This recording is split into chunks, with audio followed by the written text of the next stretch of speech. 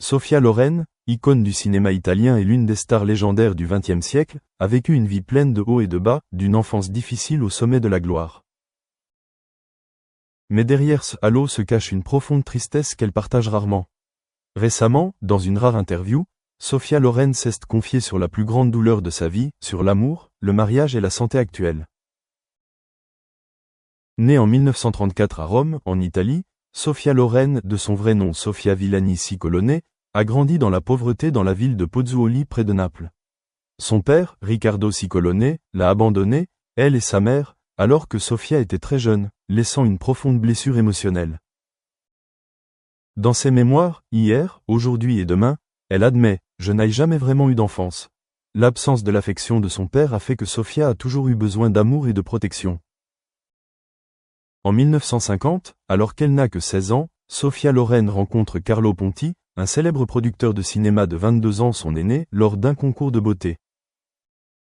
Carlo a reconnu le talent caché et la beauté de Sophia, et à partir de ce moment-là, il est devenu celui qui la guiderait dans le monde du cinéma. Leur relation se transforme progressivement en un amour profond, malgré la différence d'âge et les barrières sociales. Cependant, leur amour n'était pas simple. Carlo Ponti était marié et père de 2 enfants, et à l'époque, la loi italienne ne reconnaissait pas le divorce. Pour être ensemble, ils se sont mariés par contumace au Mexique en 1957, mais ont dû plus tard annuler le mariage en raison de complications juridiques. Ce n'est qu'en 1966, après que tous deux soient devenus citoyens français et que l'ex-femme de Carlo ait accepté de divorcer, qu'ils se sont officiellement mariés légalement. Après son mariage, Sophia Loren a voulu avoir des enfants, mais elle a subi 2 fausses couches et a dû suivre un traitement hormonal. Finalement, à l'âge de 34 ans, elle donne naissance à son premier fils, Carlo Ponti Jr.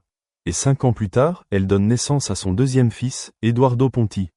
Les 2 fils se sont consacrés à l'art, Carlo Jr. est devenu chef d'orchestre et Eduardo est devenu réalisateur de cinéma. Cependant, la plus grande douleur dans la vie de Sophia Loren n'était pas les difficultés dans sa carrière ou dans son amour, mais le décès de sa mère, Romilda Villani. Dans une interview, elle a confié « Quand mon père est mort en 1976, je n'ai rien ressenti, car il n'avait jamais éprouvé de sentiments pour moi. Mais quand ma mère est décédée, ce fut une perte irréparable. » Sophia Loren a eu une illustre carrière cinématographique, avec une série de rôles mémorables et de nombreuses récompenses prestigieuses, dont un Oscar. Cependant, pour préserver son mariage et prendre soin de sa famille, elle a sacrifié de nombreuses opportunités de carrière. Au cours des années 1970, elle apparaît moins à l'écran et joue principalement dans des films dans son pays d'origine. Elle a partagé un jour « J'ai traversé ma vie unique pour découvrir que ce que je désire le plus, c'est la vie paisible d'une femme qui aspire au bonheur le plus simple et le plus authentique. » Sophia Loren vit actuellement à Genève, en Suisse, dans une maison calme au bord du lac Léman.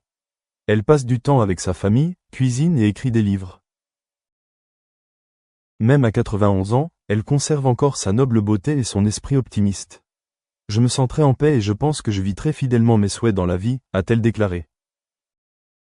Carlo Ponti est décédé en 2007 à l'âge de 94 ans. Avant sa mort, il avait déclaré « Sophia était l'amour de ma vie. Je suis fier de ce que nous avons construit ensemble. » Sophia Loren était aux côtés de son mari jusqu'à ses derniers instants, lui tenant la main et lui murmurant des mots d'amour. La vie de Sophia Loren a été un voyage émotionnel, rempli de douleurs profondes et de moments de bonheur. Elle témoigne du pouvoir de l'amour, de la résilience et de la gentillesse. Malgré de nombreuses pertes, Sophia Loren a gardé la lumière dans son âme et a continué à inspirer la génération suivante.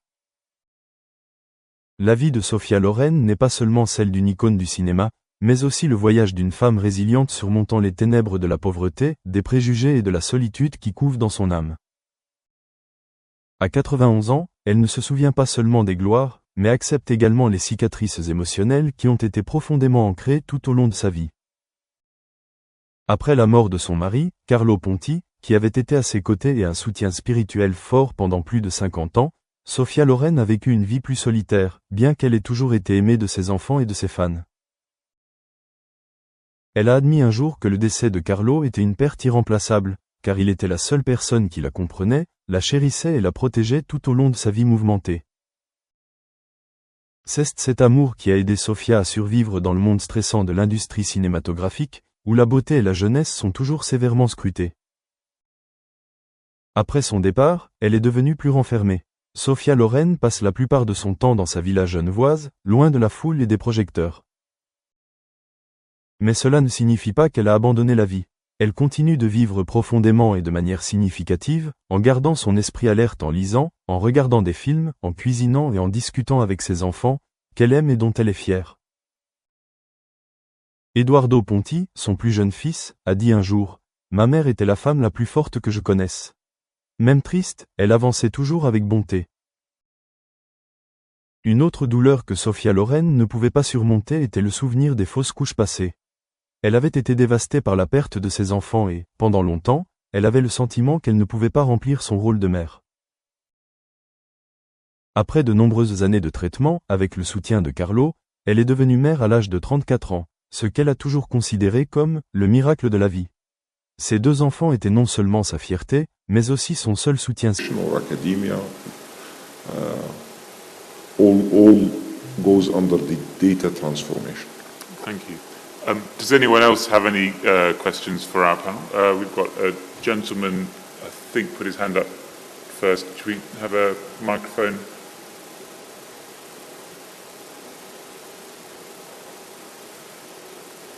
And I feel, out of respect of Dr. Rashad's professor, we're going to try and keep to time management. So if you could make your question as succinct as possible, please. Yeah, my question is to Mr. Zahir. You said that your recent survey, the Coursera survey, has revealed that employers are not happy with the skills our graduates are graduating with. Has the survey revealed any details on the skills gap between what employers are requiring and students are graduating with in terms of skills? Yeah, thank you for the question. Just to be clear about this, it is not a survey, it is something that we hear from companies that we work with. Those are leaders in their fields, like in telecommunication, financial services, oil and gas, energy, etc. So basically, the way that we think of ourselves at Coursera is this learning ecosystem that we have at one side those millions of learners. We have on the other side the content partners that provide the content. These are university partners and industry partners. And we also have on the third side the institutions. And these institutions are companies, they are government agencies, and they are also universities. So basically, what we're hearing from them becomes a data for us to input and bring it back to our university partners, telling them that that's what we're hearing from the industry, and how can you bring something that's much needed for students. Now there are a lot of reports it's been published over the last few years about this gap between skills that students have and skills that the market needs. We have not, as Coursera, we have not published something like this so far. The information that we reveal is based on our experience with our learners. So basically, the 87 million learners so far as this moment, it tells us that there is a gap, and the gap coming out from these different domains in terms of whether